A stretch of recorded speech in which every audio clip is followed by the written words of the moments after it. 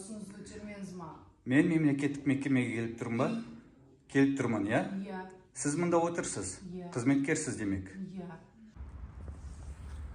Күн қайырлы болсын, аса құрметті қазағым, назарыңызда Жамбыл рахматулла. Бүгін 17 желтоқсан қазір Кентау қаласының әкімдігінің алдына тұрмыз. Тұрмын 16 сағат 37 минут маслихатта дейді. Ассалаумалейкум. Сізді бола ма екен? Бейне және аудио жазылым жүруде, Жамбыл рахматулла үшін. Таныстырып жібересіз ба? Мен Сіз так 1,5 сағат болды тұрғаныма. Енді жұмыс қой. Иә, жақсы. 7 қазан күні 2,5 ай бұрын базар түсірген болатынмын. Әлеуметтік қамту бөлімінде бойынша жаңағы пандус жоқ, қоқыс жәшіктер жоқ деген болатынмын. Сон пандустар 4 базардың екеуі шешіп жатыр мәселесін. Екеуі соға орында тұр. Сосын өткенде Искаков түсірген себебім 2 күнде қандай нәтиже шығардыңыз деген болатын. Ол кәсіпкерлермен сөйлестім. Нәтижені осы сәрсенбі, яғни бүгін 17 желтоқсан көрсетеміз деген. Қазір келеді Талғат мен артынан. Сіз қазір бейне жазбаңыз жұмыс болғаннан кейін біз жаққа кіріп, ол мәселені талқылайық. Ол мәселе біз шешуге тұрсам, жұмыс жасауға. Үш жерде сөйлессек болмай ма? Келсін Талғат. Жақсы. Үш жерде күтемін. Болды, кіріп шығыңыз сосын. Рахмет. Қайырлы кеш. Бола ма сізді? Жамбыл рахматулла. Бейне және аудио жазылым жүруде. Кентау қаласының әкімі Жандос Тасов, таныс болыңыздар. Сізден сұрайын ба әлде?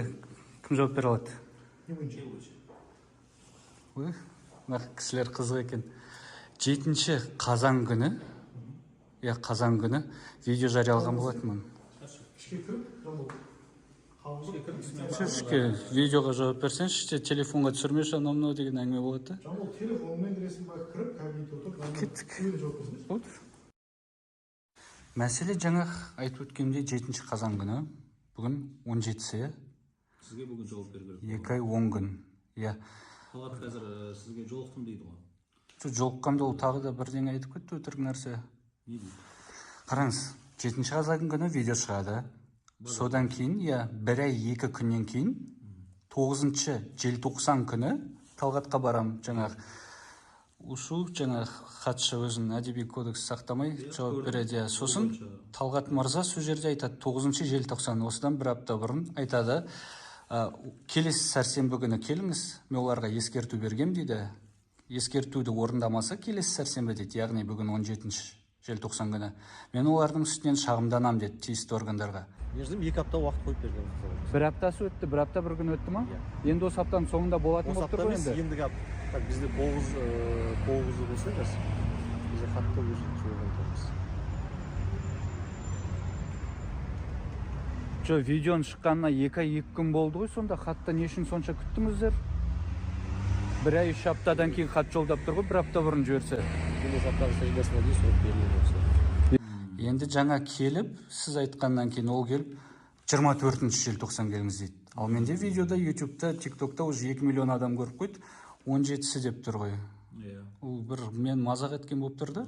Мені ғана емес, жалпы тұрғындарды бәріміз мазақ еткен деп тұр. Түсінікті, Жамбыл мырза, мен қазір әкімнен шықтым, өзіңіз көріп жаңалықтан ешқандай не жоқ. Мен Талғатпен шыққаннан кейін сөйлестім. Сізбен сөйлестім бе деп сөйлестім.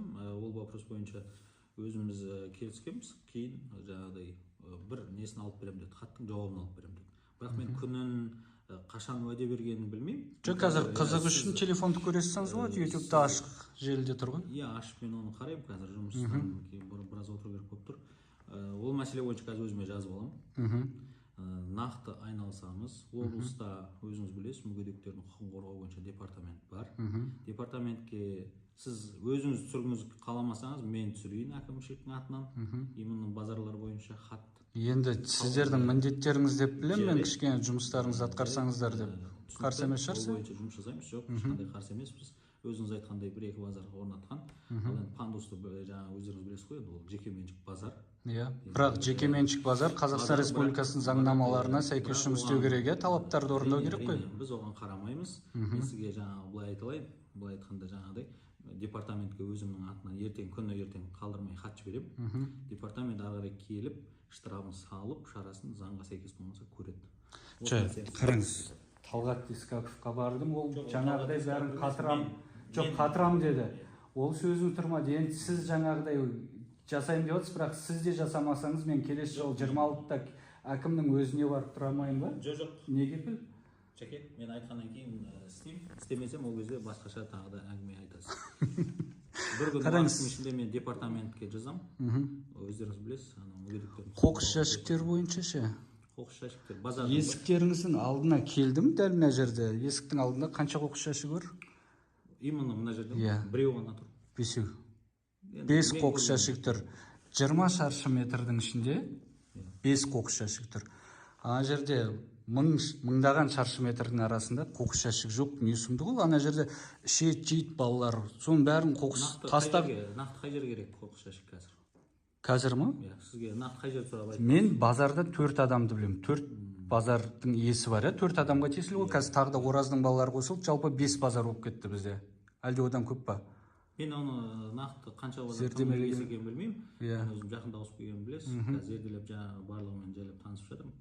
Қалада жалпы 6 адамдық екен, иә. 6 адамның Балабиев Қайраттың туысқандары парламентарий. Жоқ, оны енді тізіп жатудың қажеті жоқ. Жоқ, сіз сұрап жатсыз ғой, мен нақты анықтап. Өзім жұмыс барысында неғып аламын. Жақсы. Сізге нақты қоқыс жәшіктер қай жерлер керек? Мен өзім Маған керек емес. Сіздер мәселені тыңдаңыз, мен сізге өзім үшін бірдеңе сұрап келген жоқпын. Қоқыс жәшігі маған қажет емес.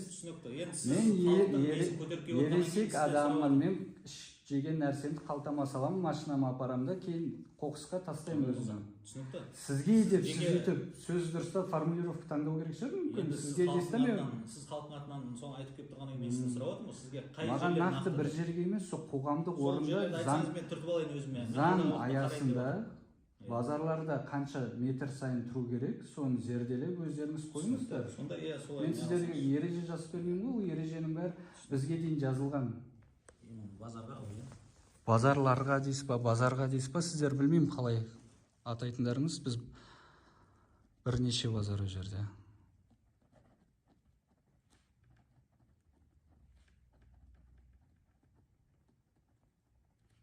Сосын мүмкіндігі шектеулі жандарға пандустар. Енді ол бойынша нақты айналысам. Үшіншісі де бар қазір.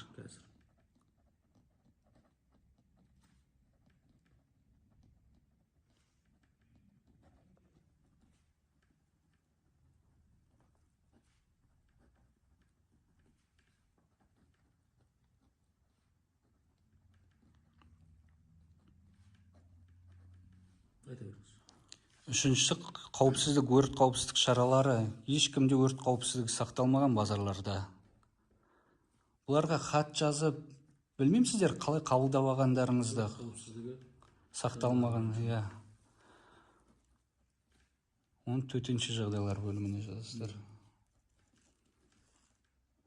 Мен осы өрт қауіпсіздігі шараларын сақтамай отқаны бойынша және мүмкіндігі шектеулі азаматтарға жайлы ортаны қалыптастырмай отқаны бойынша өзімнің атымнан хат жіберемін.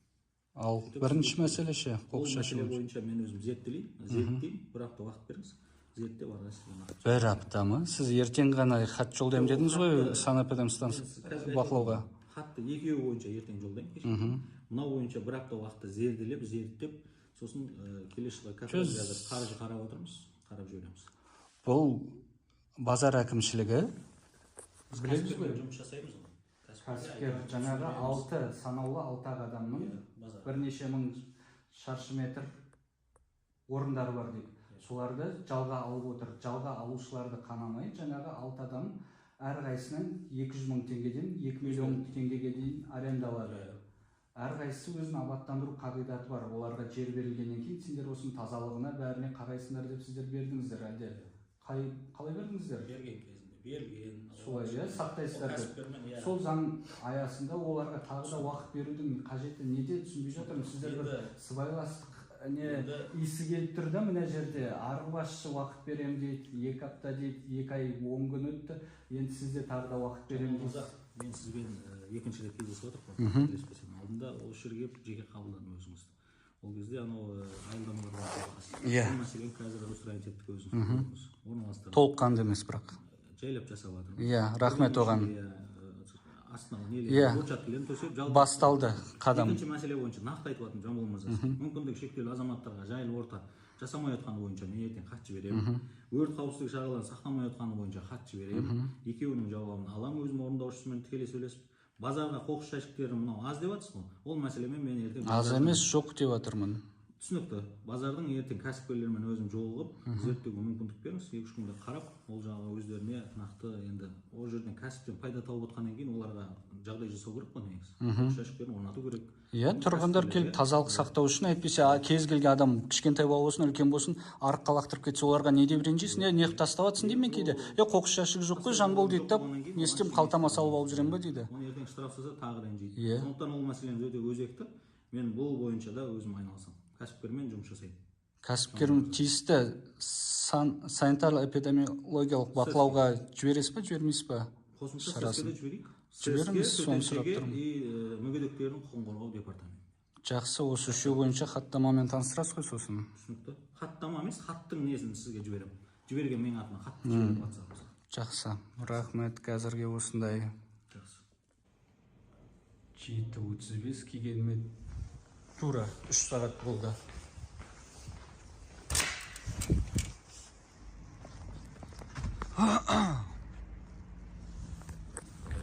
Мәнеке ағайын, мына жерде жаңа айтып отырмын ғой, бір. Оның бір дегенде үшеу бар, бірден 2, 3, 4. Ана жерде тағы біреу тұр, 5. Осынша қоқыс жәшігін бәрін алғанда әкімдіктің алдына әпкеп қойған, ал ең көп адам жүретін жерге қоймаған. Ана жерде кішкентай балалар бар, үлкендер бар. Қоқыс тастамасайш десең, жанбол қайқа тастаймыз дейді. Бірақ қарап ойланып көретін болсаң, қайсы біріне қалтаңа салып алып, үйіңе апарып таста деп тұрасың ана жерде. Қателік әкімдіктен кеткен, соны шешу мәселесінде жүрмін. Бұл қоқыс жәшігі маған керек емес, ол жалпы қаланың тазалығы үшін, қаланың көрінісі ғой, жалпы қай жақтан адам келсе де таза болып тұрған жақсы емес пе қала? Осыны дұрысынан түсінеді деген үміттемін. Байланыста боламыз, Жанбол Рахматулла.